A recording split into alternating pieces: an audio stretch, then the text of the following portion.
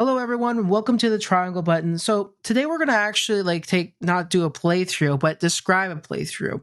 So a lot of people were telling me that with the Death Stranding video, they were throwing quite a bit of terms that they weren't understanding. So I wanted to create this video to try and provide some clarification to the terms, not only for the audience, but for myself too, because I was getting a little confused because of the terms they were throwing. So I did a little research and I'm going to go through different terms just as like a standard thing so you guys can actually to enjoy the playthrough without feeling like you have to be like the expert in the game or anything.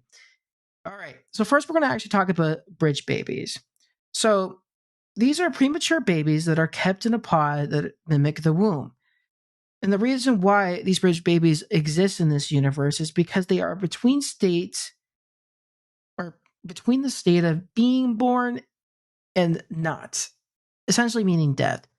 So because they're not born yet, they're not alive, and they're not dead either. So they're in this between space. And this is important because they match the same set of pretenses as the BTs, which we're going to get into a little more later. They're just called the beach things, which are the creatures that have the handprint into the ground.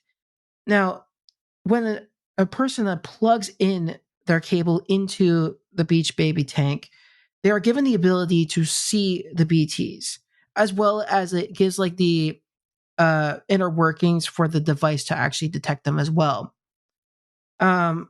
These infants are born from still mothers who are brain dead but are kept alive so they can calibrate the artificial like womb.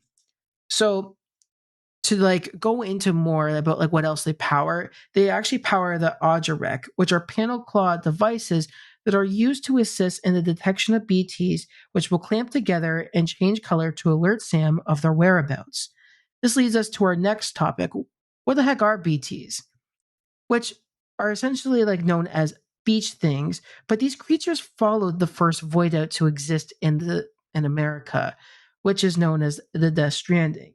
They originated on the beaches and breathe through the process of necrosis, which we'll get into a little later on in the video. These are classified as mirror images of our cells that try to reconnect. However, if they combine, a void out occurs. So essentially that mirror image is like, imagine like the soul being a duplicate of each other. If these two connect with, so once your soul's lost, it tries to reconnect to the body. And when if it does that, well, the two, like at least souls, like if they touch, it creates that void out period, which is not good at all. Now, a major confusion of the game was the process of necrosis. So this is like a serious issue that can actually lead to catastrophe. When a person dies, the boundary that had separated life and death are lost. This is where BTs or their mirrored soul tries to reconnect. This is a major issue because the connection would result in a void out, which is a major explosion that leaves nothing but a crater and ash. The way to eliminate this from happening is through burning the body in an incinerator, but this must be kept away from the cities. This is because chiralium would be released into the atmosphere. If this happens, not only would timefall occur, but it would slowly poison those that have excess exposure to it.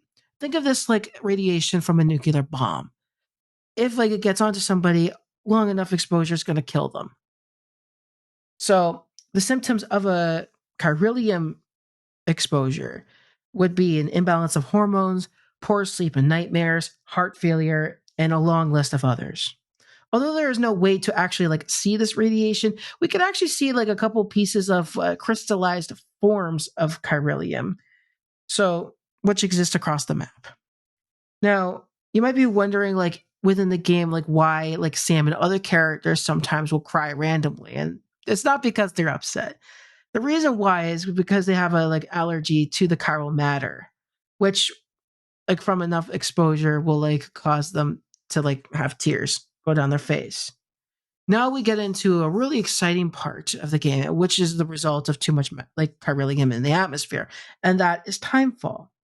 So because of this like high amount of chiralium, like rain will start to like come down.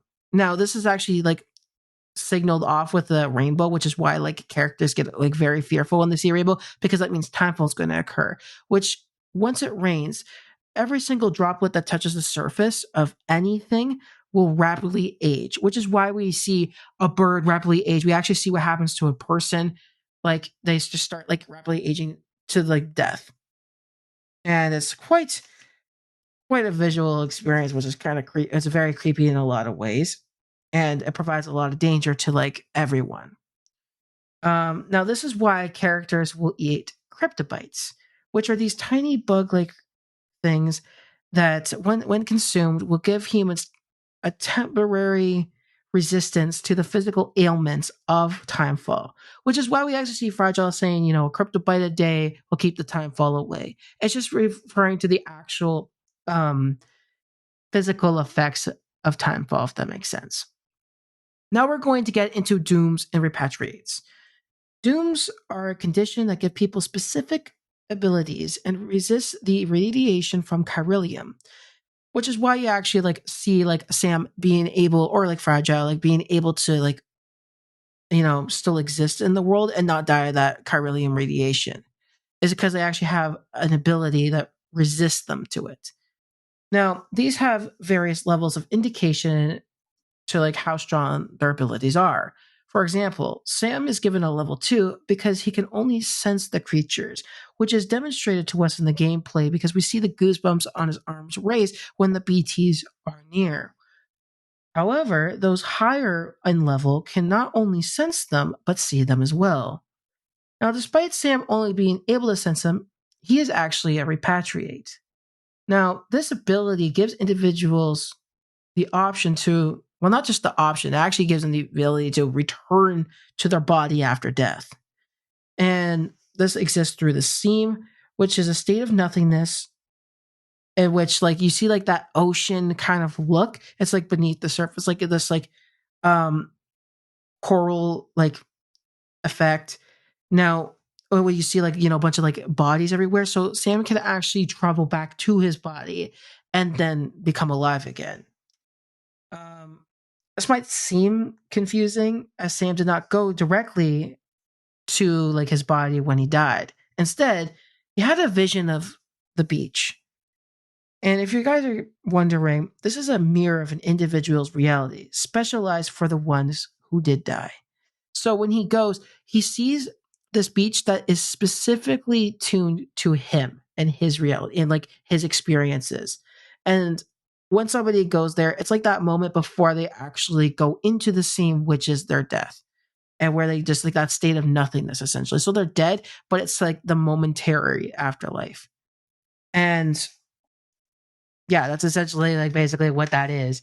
Now, the final thing I want to talk about before like I end this video is Death Stranding, Cupid, and Sam's journey to rejoin the United Cities of America. So, the Death Stranding is the first void out to have occurred, in which like destroyed and disrupted the world like as these characters knew it. Now, since America is fractured, Sam is given the initiative to go across the country and reunite all of the cities to give humanity a chance.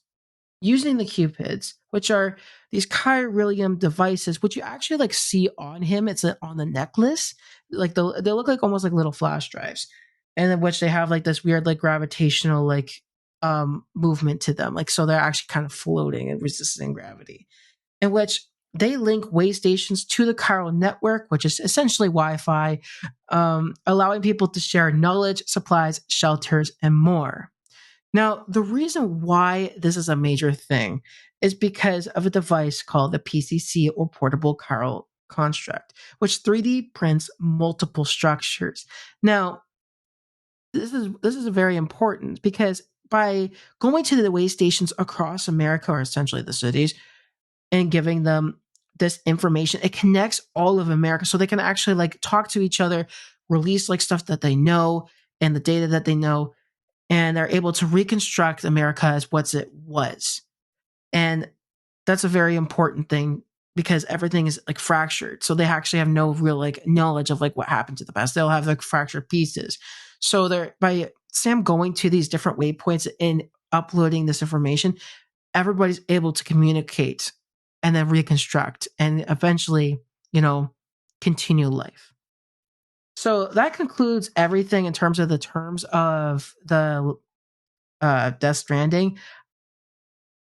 If you guys like, are still confused, like I might like release more videos if they come in to be like even more terms that they discuss throughout. I will release that. However, I got a couple of announcements to make. I just released the first episode of the Triangle Button podcast, which is on Spotify, RSS, Amazon Music, Google, etc. So if you guys want to check that out, strongly recommend it. Me and my friend Caleb, we just talk about the Last of Us HBO show, and I find it really enjoyable. I also have other content on my channel, such as other playthroughs of games, such as Control and The Last of Us, Spider Man, etc. Other than that, if you guys want to show your love for the channel, just leave a like, comment, and subscribe. And that's everything. I'll catch you on the next one. Catch you later.